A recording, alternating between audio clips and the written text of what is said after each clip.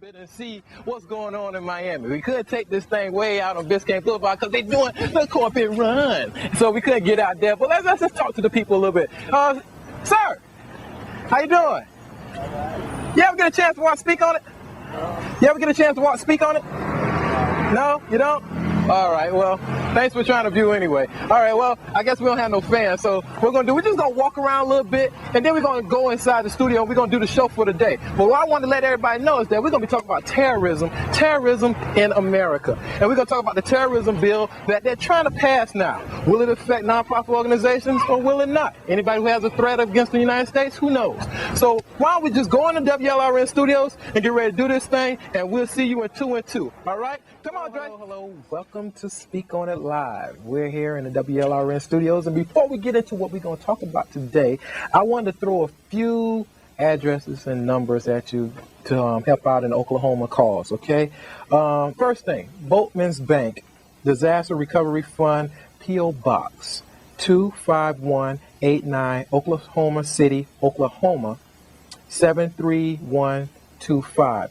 You can write them if you want to drop off a cash donation, money order, anything like that. And also feed the children. Now their number is 1-800-741-1441. Okay, and if their line is busy, keep trying to call them because it's kind of hard to get through because a lot of people are calling. And the last number, American Red Cross. You can give them a call at 1-800-HELP-NOW.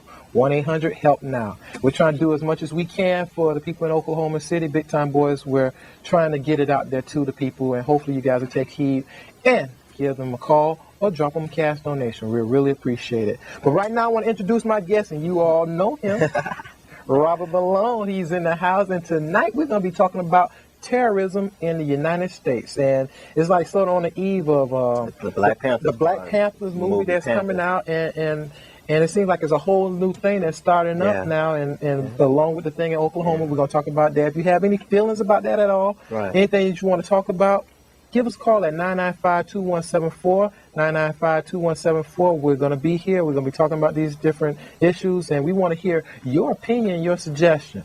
So, Robert, how you doing? Oh, always rushed, man. Always rushed. I know. This is my man. He's all right. He's always here for me, and he's gonna give us his views. No, bro, you always hear from me on the terrorist bill and the terrorism that's going on in the United States. A lot of people are pretty much pissed off, and you know, you can say that, and you see it, and you see everything that's going on. You wonder what's happening. What's going on in America? Is it the people trying to take it back? Is it really the government that's not giving enough to the people, or is it all in our minds? Is the government giving us all we want? You got people crashing planes in front of the White House, and that's something that was kind of cute to me. You know, President Bill Clinton was talking about we're not going to tolerate this and everything. I'm like, your security at home ain't even straight. Right. How you gonna straighten something else out? And you know, and it's just a lot of crazy things happening, man. What are some of your views on? Well, before we start the conversation, I want to make sure that everyone understands that the movie is coming out and it's out right now, that they should check their ticket stubs to make sure that it's not under another movie. True. Because there really is a thought about, you know, that might happen again where, you know, where this movie get cheated out. You should really go and support Mario Van Peebles and his father. Right. Okay. To the subject at hand. 2 fingers. Give them a shot. Okay. I think it really is a time which there are different views in this country, and some of those views are extreme, and some of those views are not, and people act out, you know, based on those particular views. Where you have the Michigan militia, I believe, and all these militia groups and everything that who are voicing their opinion about the government and saying that, you know, hey, we don't like the way the government's going and everything. We want to keep government out of our business or whatever. Right. Now, I think my viewpoint is that I don't want it to turn, and it probably is still like this, but you know, we don't want to revert back to the '60s where the government under J. Edgar Hoover and we have Nixon and even John F. Kennedy and Robert Kennedy, who felt the need to somehow infiltrate these organizations, black organizations, who they felt there was a threat to the United States. Robert Kennedy when he was over the Justice Attorney General, I believe, was was definitely keeping an eye out, and he put it in these words, keeping an eye on the Nation of Islam. When the Nation of Islam didn't use any type of violence, but the thing is, they had ex-criminals, ex-cons, whatever, Right. and that somehow posed a threat. But now I think that it didn't pose a threat because they were ex-cons. It was because of the rhetoric or really the Nation of Islam's philosophy on self-improvement, self-awareness, self-defense that really scared them, and to have this black movement coming together for a primary goal, and that is for the liberation of our people, Right. was a scary thought to them, where they feared that, and it really is an attempt to undermine what's going on that was going on in America, and it still goes on in America today, where they see groups, particularly black groups. And, I'm coming from the standpoint of where black groups come from, where these groups are organized to address certain issues in their community. But then, if it's counter to the government, then it's undermined. People infiltrate. You have black people who work for the FBI or CIA or whoever infiltrate Right. these groups, and then they send information out to the government to kind of keep an eye on these groups and everything. So you have this type of kind of sellout type of mentality and everything based on those black people who infiltrate this group on behalf of the government. And also you have this fear of the government trying to keep wraps on these organizations who are addressing issues within their community. Right. So I think that on the eve of the Panthers move, Panthers move be coming out, that we need to really look at, with this terrorism bill, legislation coming up and everything, and them wanting to have more latitude for law enforcement or government enforcement to be able to, somehow keep wrap on these on certain organizations which they perceive to be extreme, and we need to be careful about that, because like I said at the beginning, we don't want to revert back to the 1960s. Right. At least I don't want to. All right. You heard what the man had to say. What are some of your opinions that you have out there in Miami or South Florida or wherever you might be? Give us a call right here at 995-2174. 995-2174. We're going to take our first caller. Veronica, can you speak on it, please? Well, I'm going to speak on the bombing in Oklahoma, Okay. because that's not the first time. I don't understand why the U.S. is so freaked out that they blew up this building. They've been bombing people for years. White boys been blowing us up for years. White radicals. How did Medgar die? You see what I'm saying? Yeah. In Mississippi, they was bombing our churches left and right. So being that they blew up this building means absolutely nothing to me, because when they were bombing the churches and the homes of our ancestors, and I'm just talking 50s and 60s, they wasn't sending out no posses to find the white boys in hoods and shotguns riding on the back of these trucks. They wasn't going to get them. So my feeling is they went to White Town, USA, and did some bombing and blowing up, and now the U.S. is in an uproar. But when they were in these small little black communities in Mississippi and South Carolina and in Florida, didn't nobody care. So I don't have I feel bad that innocent children died. But the U.S. government is aware of these kinds of tactics. They've been going on for years. They haven't just blown up a building in a long time. But why, as African Americans, are we so surprised that some poor white boys blew up a building? I don't understand that. I don't know. I'm not really surprised. That's what I'm saying. There are a lot of people out there. You one in a million, because there are a lot of people out there freaked out by it. I talk to them all the time. They're like, "I can't believe they did it." What you mean you can't believe they did that? White boys been blowing up people for years. As soon as they don't like something the government's doing and it's benefiting somebody else, they try to take from the people who are being benefited, or they try to destroy the beneficiary. It's ridiculous. Okay. All right. Thank you for calling. Thank you for speaking on it.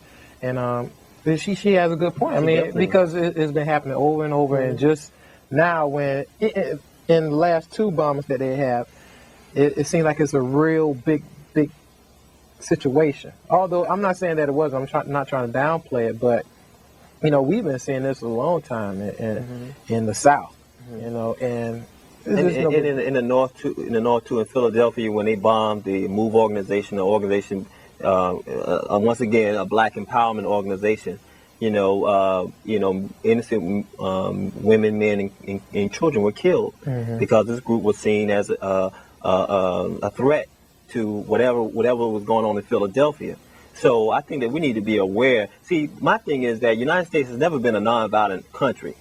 It has always operated under the guise of trying to be violent. Right. So if it has a enemy, it never sit down and like they want black people to sit down and have a discussion or sing "We Shall Overcome." What it wants us to do is what they do is they operate under another extremist or another idea. What they try to do is they use violence and everything, and it's like when they were under British rule and everything, they used violence. Right. They didn't say, That's let's sit down and talk. The right to bear arms. Exactly. So the thing is that I'm not surprised on the situation that happened in Oklahoma, because there are people, individuals, groups that are very upset about whatever, and they see to it. They want to just do something about it, and unfortunately, it was a bomb instead of sitting down and speaking about their particular issue. Now, I think that we really need to really focus on that and really know what's going on and everything, and just be mindful of how what the history is, in this country about violence and how violence is used in this country, and never be surprised at something that happens. We should never be surprised on anything that happens in this country, because it seems like history just repeats itself. Over and over. And we definitely need to be aware of that. Carol, can you speak on it? Carol, are you there? Hello, how you doing? All right. Oh, is this Karen? Oh, hi, how you doing? Oh, okay. How you doing? All right. First of all, I want to say I agree with everything what the new member was saying. And what really angers me the most is when terror happens in Miami, everyone is like, oh my God, terror in Miami, let's run. But the minute terror hits in someplace else, let's all give a helping hand. How we can help someone else out of the country when we are so scared to help everyone in our own country, Miami? So how can we help other people to override terror when we are so scared to give our own selves a helping hand in Miami? What can we do about this? Okay, what you think about that? I'm still trying to follow what she's saying as far as terrorism in Miami. I haven't not known of a terrorism attack in Miami itself. Well, I think the caller is saying that when there's something that goes on someplace else, that they know that the government is so eagerly ready to try to solve that problem. Countries? Other countries or whatever. Oh, okay. Yeah. And try to address that issue. I think that one other thing that came out of this whole Oklahoma bombing is that the individuals that they were looking for was not Bubba. They weren't looking for Bubba. What they was looking for was somebody over in Arabic Palestine, or somebody in a foreign country. That's what they were looking for, based on what happened in New York. You think the government was surprised? I think the government was caught off guard. Okay. And they thought that it was somebody that was, like I said, a foreign element that bombed this Oklahoma. This place in Oklahoma. But the thing is that it sent out really a message to all individuals who are of Arab descent, to say that when something goes wrong in the United States, believe me, we're going to look at you first and look at somebody else, because there was an investigation, and they looked at the individuals who might, was responsible for the incident. But then all of a sudden they found out it was somebody in their own backyard. And it reminds me of what Malcolm said, your chickens come home to roost. And I think that what happened a couple of weeks ago with this bombing. And it's unfortunate. It's really unfortunate that it has to happen that way. But I really believe, and I want to get back to the point where I'm talking about this legislation that really is going to be an affront to all organizations, particularly organizations who the government perceives to be a danger to. Yeah, and that's something I wanted to get into too. As far as with this terrorism bill that they're hoping to pass, that's going to violate a lot of people, and because if you have a disagreement with the United States, then you're going to be looked at as a terrorist, so to speak. Well, not only the disagreement, But if you, like the Black Panthers, take for example. Now, Black Panthers started off in an organization, not really talking about defense. They were, there was some rumblings about that and everything, about protecting individuals within their community and everything. But then it got to the point where they saw a lot of the abuse by police. And they said, wait a minute, now we have a right to bear arms. Malcolm said we should defend ourselves, and other people in the community was really, saying we agree with that, we concur with that. We need to defend ourselves. We have a right to bear arms, and no one can say anything about it because all white people bear arms. That was the rhetoric, or that's what was the conversation, that white people have bear arms. So why is it that when black people bear arms, it seems like there's something wrong? So what the Black Panthers said, okay, well, what we're gonna do, we're gonna police our community. We're gonna offer not only self-defense, but we're going to offer breakfast programs. We're going to offer schooling. We're going to offer all these things that going to enrich our community. Now, see, that part of it it doesn't get in the paper. Yeah, you don't hear about that. The part of them trying to defend themselves, that's exploited. That's put out there, and say these mindless individuals carrying guns. They carry guns in a court, in a building and everything. They don't shoot white people. No, what they said, they don't hate white people. What they hate is oppression, and I concur with that. So I think that we need to really be careful about how we define what is terrorism and what is and how the government defines what is terrorism. We need to be very careful about playing into people's definition about terrorism and terrorist groups, because it can be a distinction. Because some of the militia groups are really acquainted to Aryan nation groups. Exactly. It's like it runs hand in hand. Who want to kill Jews and niggers and all that kind of thing. So I think that we need to be careful about how we define these things. Always be careful about how somebody else define your reality. Okay. I want to ask you a question, then we're going to go in, and then you can answer. Now, I know New York just passed something where they don't have the arms thing as far as on weapons and different things like that. Do you think Florida should follow in their footsteps and start banning automatic weapons and rifles and handguns? Think about it for a second. And let me go to Rodney. Rodney, can you speak on it? Rodney, are you there? Yes, I am. Sorry to keep you on hold, Rodney. Can you speak on it? You on the air? Go ahead. You on the air, Rodney? Go ahead. Rodney? Rodney's gone. Okay, Raul, can you speak on it? You probably, I don't know. Hello? Hello? You on the air? Oh, hi. Hi, who are you? I'm Tia. Tia? Yes. Okay, are we just skipping over people? How you doing, Tia? I'm fine. How you Would you like to join our discussion? Yes, I would. Okay, go ahead. What was the question? No, I'm sorry. I heard it really quick. Wait, was it like, do we think that Florida should have banned that thing to bear arms? Yeah. Well, I don't think so. Okay, so you're for weapons. Huh? You're for weapons. On certain conditions. What's the condition? It all depends. There are certain, you can't just ban weapons altogether because they will still be around. Yeah, no true. matter what you do, you know what I'm saying? And the people, when you can't have a weapon, this and that, and this, what about the people who need to defend themselves? Okay. You realize? And it's like, you sit there, you ban the arms, the people who are not supposed to have them are going to get them. And it's like the people who should be having them won't have them. And when they need them, So you think we should just keep all these weapons around? No, I don't think we should keep them all around. I'm just saying they should have certain conditions, certain terms to buy weapons. I know they already do, but they're not working. You know what I'm saying? What are some suggestions you have? Maybe like, I know they're doing this and all, but like check up on people's backgrounds. See how they. I know they're doing it, but they're not doing it enough. This isn't being enforced enough. You know what I'm saying? Because it's like I don't think there's really a solution. Okay. You know what I'm saying? But I want to ask you a question, Tia.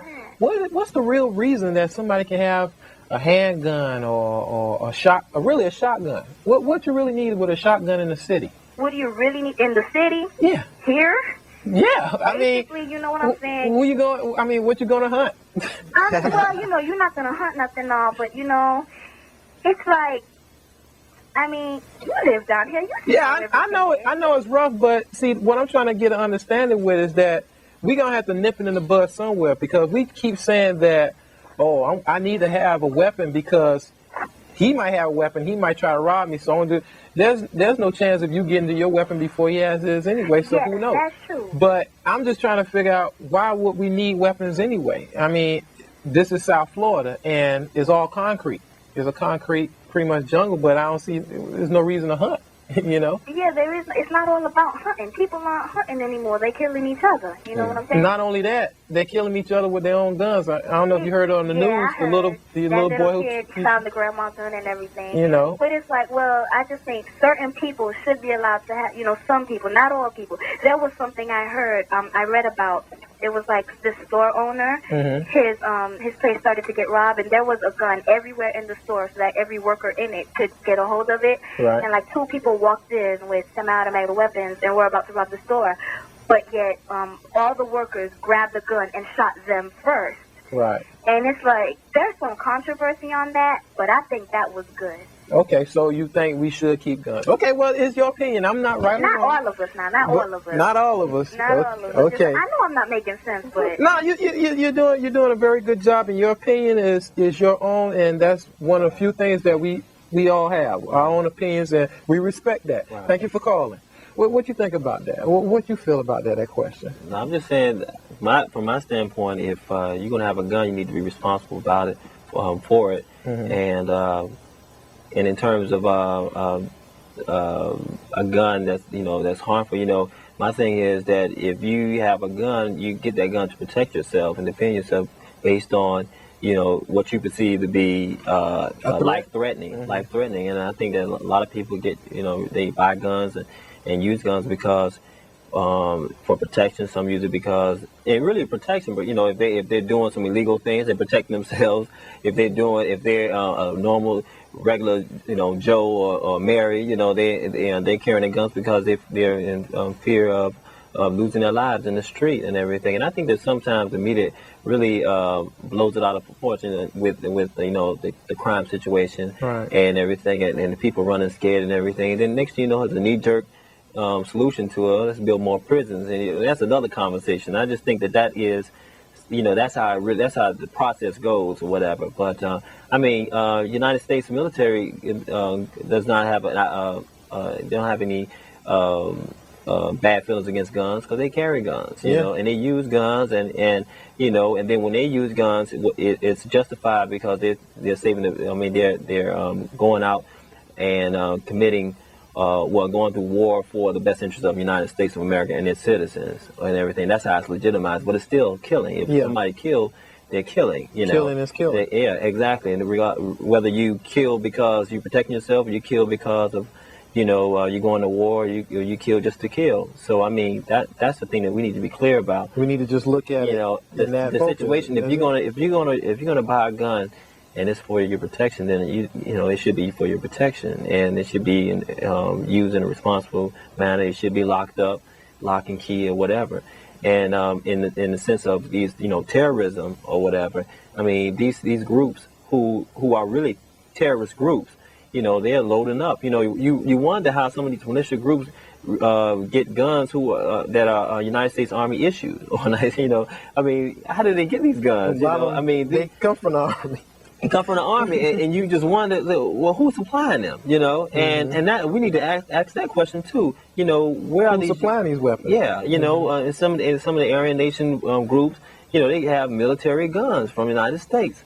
Who are supplying them these guns to kill? And their agenda, is to kill, or they're getting ready for a race war. Right. And that type of thing. I think more of the black groups, and I'm not speaking for all black groups, but I think more of black organizations like the Black Panthers were carrying guns to protect the citizens of that particular area, and of course, it was seen as an affront to the United States government and its laws or whatever, and it really wasn't. What it was that they were trying to protect individuals within their community because some policemen or some agents of the police would go into that community and exploit it and hurt, maim, or kill individuals in that community. And we have a right. I remember when Angela Davis had a conversation with Tony Brown. It was an interview, and Angela Davis said, we have a right, we have the human right to protect ourselves against anybody who is coming against us in a life-threatening manner. So, and I agree with her. We have the human right to protect ourselves, and like Michael said, by any means necessary. But the laws ain't they not that way. You know, but You can get in a situation where, say you're walking down the street and you look like a suspect, and the police try to apprehend you, and you defend yourself.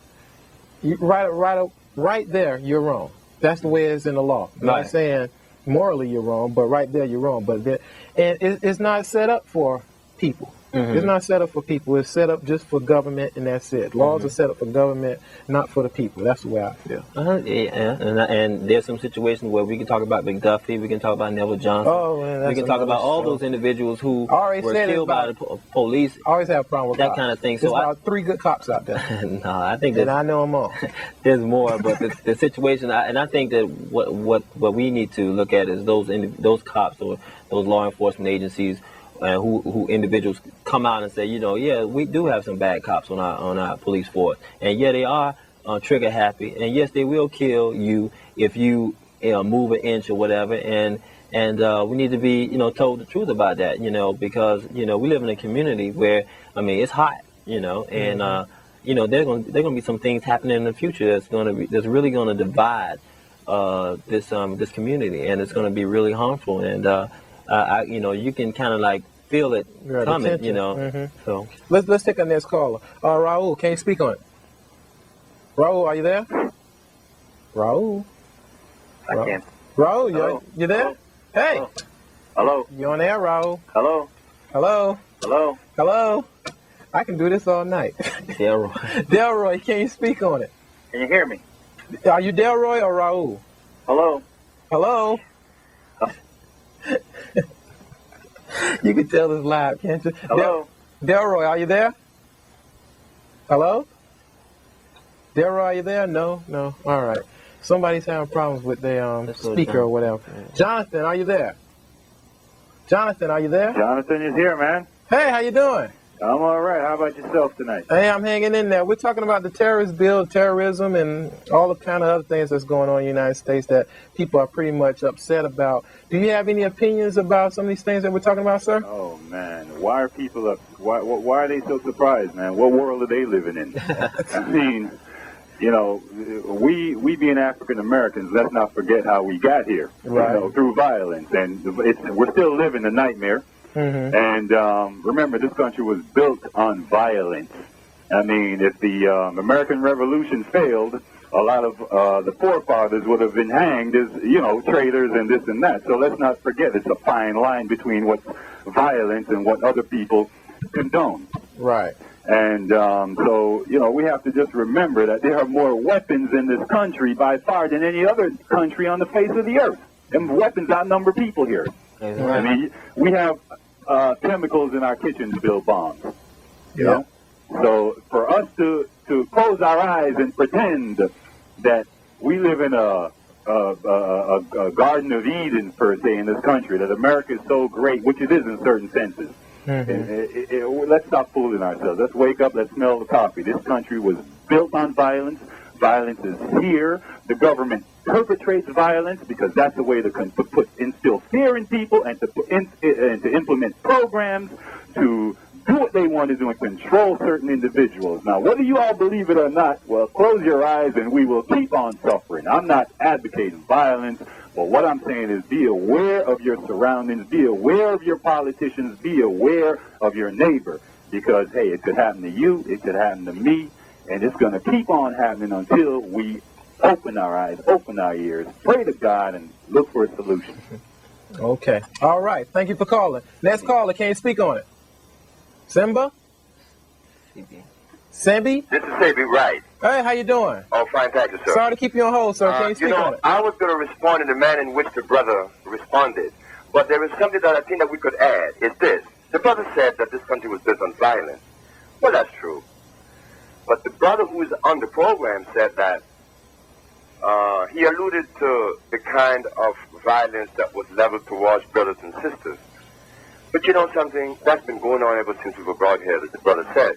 But when are we going to start even entertaining this kind of activity? When we have AIDS in the community, we have starvation, we have a division among the family. Because I've been in America now for 40 years, and I remember when they took the black mother out of the house. And our brothers and sisters who were supposed to be home with mother, they were in the street. Now the result is what we see today. Simply because an individual made a statement some years ago, but we did not pay heed to that statement. We thought that the statement was very superficial. But I decided to pursue that particular statement. The statement was from Mr. Elijah Muhammad. You remember, among the Muslims it is said that, why is it that the black man feared the white man? Elijah's answer was that, because the white man gave him the wrong food to eat. Now, when we were taken away from Africa, did they give us the food that was consistent with our cellular structure in America? No. Everything that we put in our mouth undermines that which we are trying to attain. But no one has addressed that. The anthropologists, the archaeologists, the historian, and even the revolutionists. Imagine you and I becoming revolutionists, and we have to use guns and bullets. Who are we going to buy the guns from?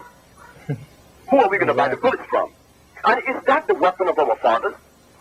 A gun? A gun have never settled anything. We just fail. We just failed ourselves today because we are not using the method of our fathers. When I was arrested in New York in 1987, because I put an ad in the papers in New York that I cure AIDS, sickle cell, lupus, herpes, cancer, and others, the Attorney General arrested me because he said it was a fraudulent claim. But I was okay. I went to court, I took my witness, and I won my case. Okay. All right. He's gone?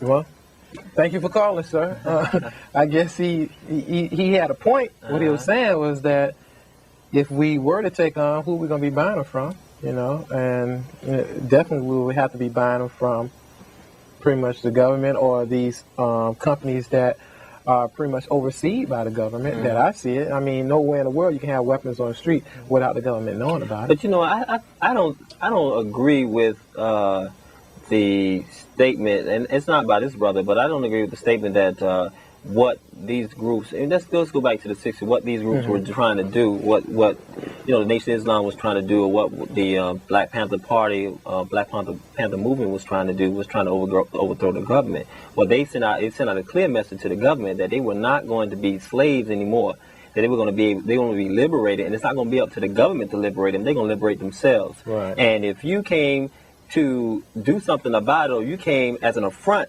to what we were trying to do, that we were going to protect ourselves, where we were going to protect ourselves through sitting down, talking, and engaging in some type of dialogue, or we were going to, if we were going to protect ourselves, if you came with guns, we were going to come with guns also. Right. That you don't come, eye for an eye. yeah, you don't come to a gunfight with a knife. So the thing is that we need to be clear about how we, again, define terrorism and liberation. Because see, liberation is, it can be defined as be trying to, you know, get to the point where you are free.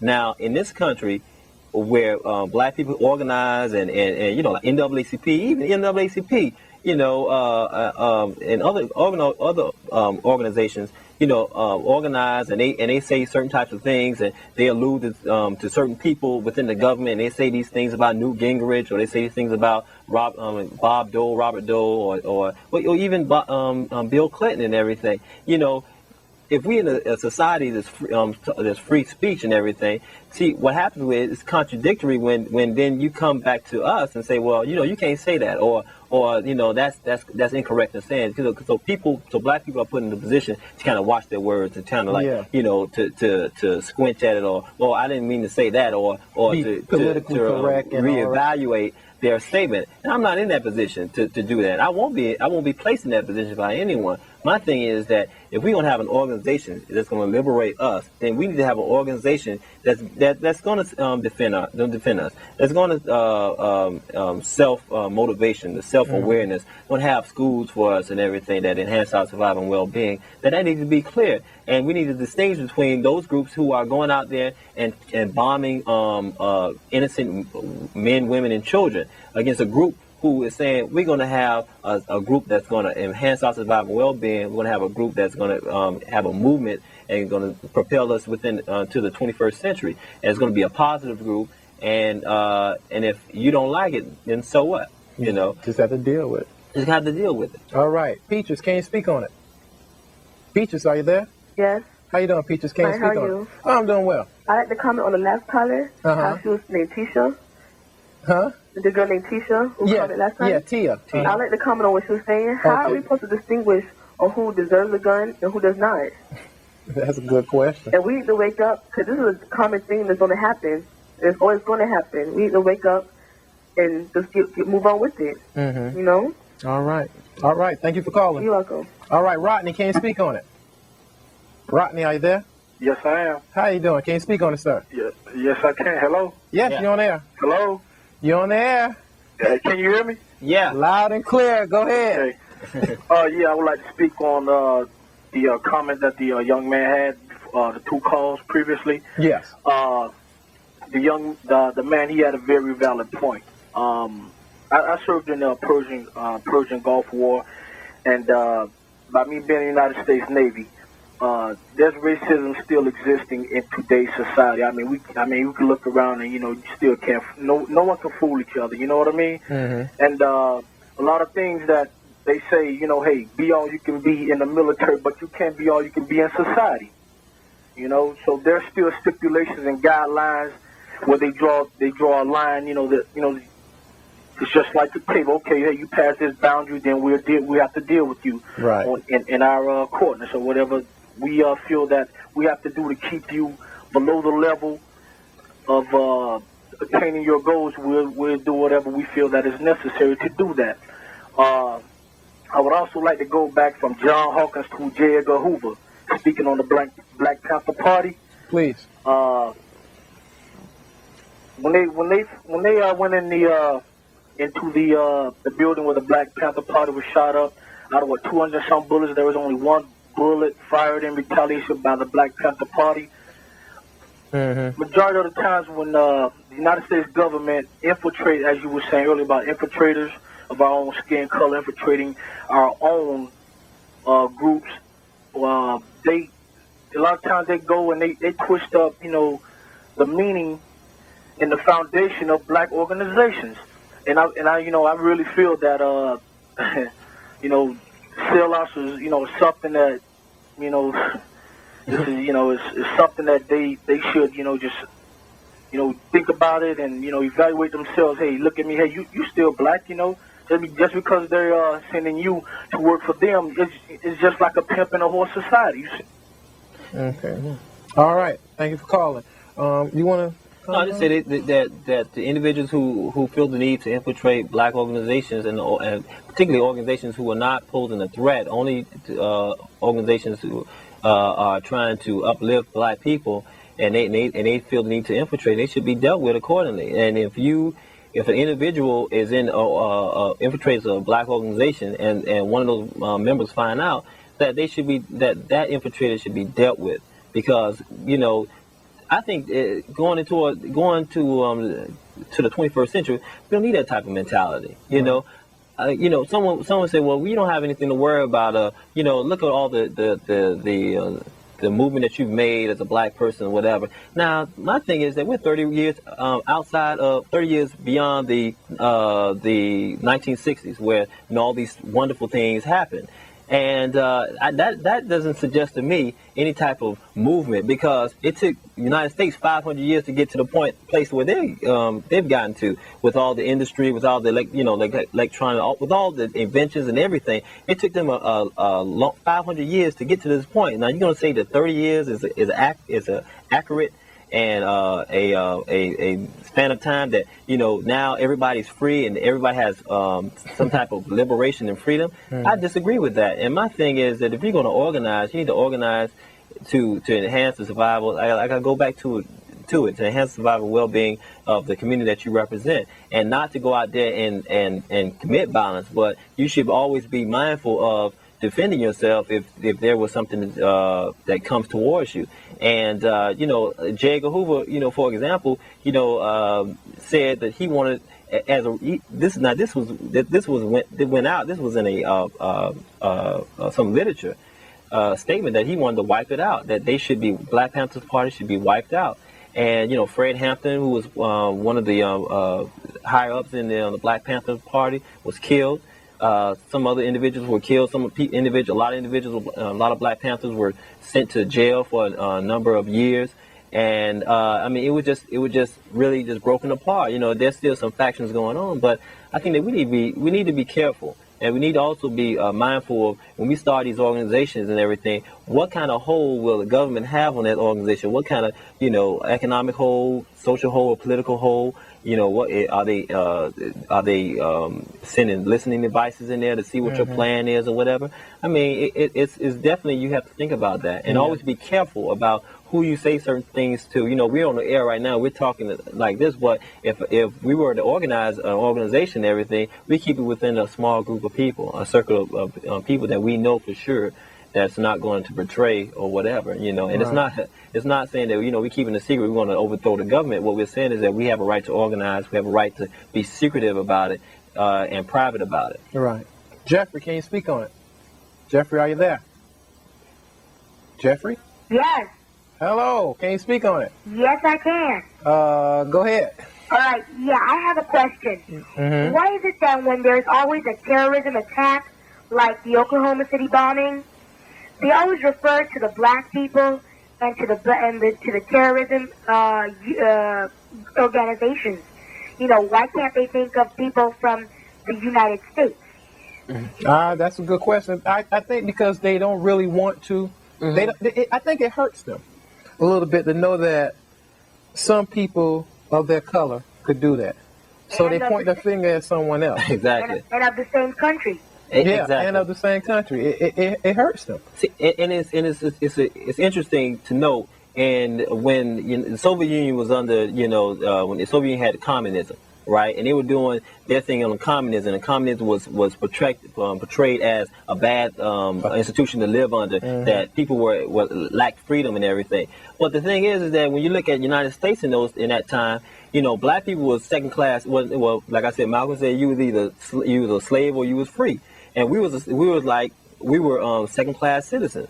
So, as a matter of fact, we just was 20th century slaves, basically. And under democracy, you know, we weren't living good. So my thing is that the hypocrisy is there.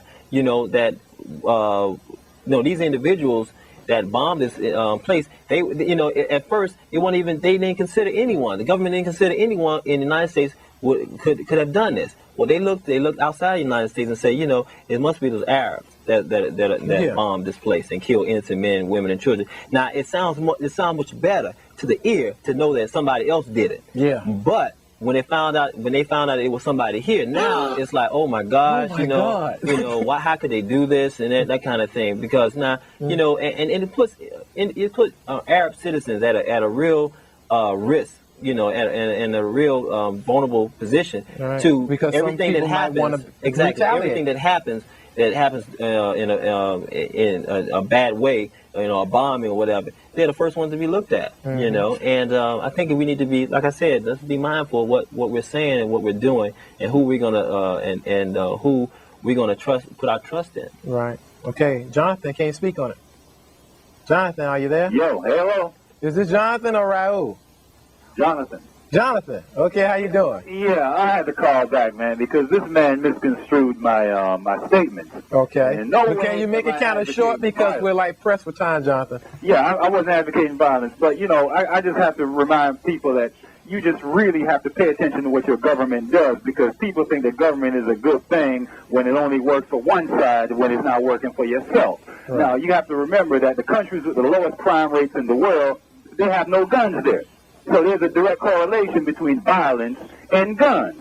And as long as we have the power to snuff out an individual with your fingertips, which is so easy to do. I mean, yesterday was a violent day in Dade County history. You know, all the 8-year-old got shot, et cetera, et cetera. I don't need to expound on that, but the fact of the matter is that violence breeds violence. And this country was built on violence. And in no way does that mean I'm advocating violence. That's just the facts, man. And why should a black man like me, who states a fact like that, why am I going to be considered a violent individual, or one that condones violence? I'm not advocating violence, man. Okay, thank you for calling. Raul, can you speak on it, please? Raul, are you there? No, I'm not here. Who's this? Is this Raul? Hello? Yes, is this Raul? No. Can you hear me? Yes, Yeah. I can hear you. I can't hear you. I can hear you. Well, I'm watching you on the TV. Okay, go ahead. Well, my point was, all this talk about the militia and all this stuff. There's one outside of the United States. This is the only country where it's called a militia. Anywhere else in the world, this is called guerrilla. Exactly. And exactly. We as South Floridians have a perfect example of this. It's only 85 miles, 90 miles away from Key West. Mm-hmm. There was a watchdog. This is what they call themselves. They call the watchdogs of the government. Okay, I'm as white as white can be, but this has nothing to do with white or black. It has something to do with right and wrong. Okay. And it's very wrong. And I'm Latino, and I've been in this country for 26 years, and I feel I'm American as anybody else. Okay. Now the point is, like I said, 35 years ago, there was a watchdog for Mr. Batista, and he was in the mountains training with the pigs and all kinds of rifles and ammunition and stuff. And after a while, he came down from the mountain, and we know his name. His name is Fidel Castro. I don't know if the people have realized, and they want a situation like that here, but for what we've seen, and people risking their lives and their children and everybody coming through the sea, going through all that crap to get here, to get away from that, it must be something real bad. Hmm. And to me, it's not logical. All right. Thank you for calling. All right. He said Fidel Castro went to the mountaintop, came back down, and took over the country. You know. And he was guerrilla, not a militia. I mean, that's what I'm saying. It's like some say militia, some say guerrilla, but they both are the same thing. They it depends on what they use to move their dialogue. If it's violence, it's violence. If it's dialogue, it's dialogue. Right. Okay, Debbie, can you speak on it? Hi, can you hear me? Yeah, real quick, Debbie, can you speak on it? I have to say that with the nerve gas attack, the subway attack in Tokyo, as well as the World Trade Center bombing that were basically dismissed as a big city phenomenon, I think that now with the Oklahoma City bombing, Americans really just have to stop and look at their surroundings in a totally new light as far as the security of this country. And we have to, as Americans in general, black, white, Cuban, whatever you may be, we have to look at just how much safer we can make life. And I have no easy answers as far as, how much safer we can make life against terrorist attacks and how we accomplish that, as well as what we're willing to give up for it in the way of convenience, money, and freedoms that are right now taken for granted. And I think it's just a sad situation when we look at how many lives were really destroyed, and especially in the latest event with Oklahoma City, with the children and everything. I thought it was just really, really depressing. And it's just a sad state in which we live at this point. Okay. All right. Thank you very much for your call, Debbie. I really appreciate it. Terrorism bill. You for or against it? Oh, I'm against that type of legislation, and I don't know the particulars in it, but from what I hear, watching the news and some of these news magazines and morning news shows, it really may be an attempt to somehow give the government more latitude to find out more about groups that they perceive to be extremists.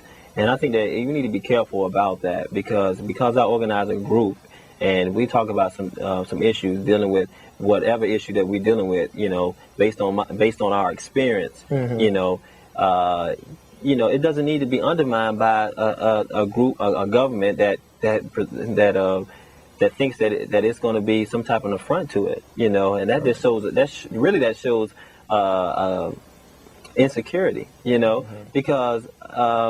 And it also shows that why don't you want this particular group to get together? Why don't you really instead of trying to undermine it, why don't you just invite this group to the table and say, I understand your issues or whatever, and do something meaningful about it. That's too easy. And I'm not going to group the Michigan militia and all these other militia groups with the Nation of Islam, the Black Panther, Corps, SNCC, NAACP, because to me, historically, these groups have been nonviolent for the most part, and you can see some elements of violence within these groups and everything, but you didn't see them going out and killing a whole drove of white people. You didn't see them bombing any buildings or whatever. You may have seen situations happen within rival things like with the Nation of Islam and Malcolm split and that kind of thing. You may have seen that type of thing, but you didn't see this kind of going after bombing the government. These student movements Radical. in the 60s. You didn't see students going out and saying all they was doing is protesting. In Kent State, they had celebrating the anniversary of Kent State where college students were killed because they were protesting. Right. That type of thing. So I think that we need to learn from the lessons in history and say, hey, if we're going to organize, we're going to organize right, and we're not going to be scared and fearful of what the government may think, because we have a right to organize. Right. That's what this country so-called was built on. It's organization. so-called free. Free. Okay, another question for you. Hypothetically, if they were to try to pass a law to ban, say, automatic weapons or weapons at all, would you be for or against it? I think we have a right to have arms. I think that it's kind of hard. It's kind of hard to say that, because you're a black male and you seeing black on, what they define black on black crime and black people killing each other and everything. It really is out of context, because there's some other things going on rather than black on black. It's not just just self-hate. There's some money issues going on, some drug issues going on, some awareness problems going on also. So I think that it can't just be simplified like that. But I think that it's a difficult decision, but I'm going to defend myself, and I think that particularly within the framework of a group, which offers that type of choice, and I think that is definitely we should never ever kind of put aside any type of decision or any type of choice on liberation, whether it's violent or non-violent, whether it's counter-violent or just peaceful, Okay. so-called peaceful. All right. Okay. All right. Let's take our next caller, and then we'll probably be wrapping it up. Dale, can you speak on it real quickly, because we're rolling it down? Yeah, I just want to first of all say, I'm glad that you young brothers out there are doing this show, and I really appreciate that. And my thing was, I was just going to speak on the gun issue. I think that it's the wrong thing to do as far as banning all weapons or any type of weapon. And I think what people need to realize is people kill, not weapons. Today is guns, or rather, yesteryear it was guns that was targeted, and now it's bombs and different things of that nature. And I think that people need to understand that these are devices that are used in order to kill, and not the guns themselves.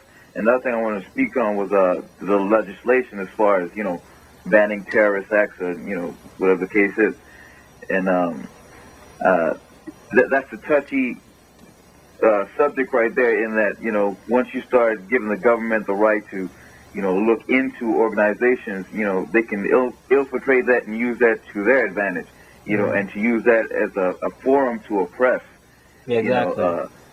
Groups that are probably, excuse me, groups that are probably, trying to do something positive. And the government might misinterpret that, and, Exactly. that can cause problems. Okay. All right. Thank you for speaking on it, Dale. Go to Edwina. Edwina, can you speak on it? Hello? Hello, are you there? Hey, what's happening? Good. Hi, Robert. How you doing? Hi, Robert. Can you speak on it, Edwina? Hi, Robert. Who is this, man? This is Representative Bullard's, Larcenia Bullard's daughter. She Okay. represents the South Bay. Not Edwina, but I was down there. Yeah. Hello? Tell your father I say hello. Okay. Okay. You want to speak on it? Now, Huh? what I was going to talk about is that I think America is giving too much freedom to groups like the Michigan Militia, and that they should be banned. Well, thank you. Okay. All right. Thank you, Edwina. Edwina said they should be banned. Banned. Okay. Well, we talked about pretty much as much as we can on within the thing of Black Panther the movie. please try to catch it. Definitely. Check your stuff. Check your ticket stubs because they're doing it again. They're doing it again, man. Why do they keep doing this? They don't want the brothers to get paid. Brothers want to come up too. Exactly. Just need a little bit of cash flow. Not a lot, just a little bit. Just a little bit. Just let them have a little bit. So check your ticket stuff. Movie too. Yeah, it's going to be a very good movie. Just take heed to it, even if you don't agree with everything that you have seen or heard or read. And read up on it. Definitely you know, get a book on the Black Panther party and read up on it. Find out what they're really about before you go making your own. They were not a gang, or they were not trying to kill white folk and everything like that. They were definitely a legitimate group that was needed and still is needed today. And the Nation of Islam and any other group that's for our liberation. Read up on it before you make your decision. That's why I'm going to read up on the Michigan militia and see what's really happening. You can't believe everything in the media unless you speak on it live. All right, listen up. I'm Keith Harrell, your host. This is Speak on It Live, brought to you by Big Time Boys. That stands for Black individuals giving time, investing money, and effort to better our young society. And we are not a terrorist group. We're just out there with just some brothers that's trying to help. Thank you for viewing the show. Thank you for all your calls. And I want to say one thing to Ed and Vina. They just had a little baby boy. Congratulations. Congratulations. 8 pounds. I forgot what his name is. Tori or Troy or something like that. But congratulations. I want to say one time for the brother. Bring him up right. I know you're going to do it. Hey, we're going to see you guys next week. We're going to have some. I ain't gonna even tell you. We got some surprise people that's gonna come on. You done heard from them, but you ain't never seen them before. We're gonna have them come on. Tonight's video is, I don't know. I guess they're just gonna run it. Jerome, why don't you just run the video and we'll catch you guys 2 and 2. Remember, love your kids. Peace. We out of here.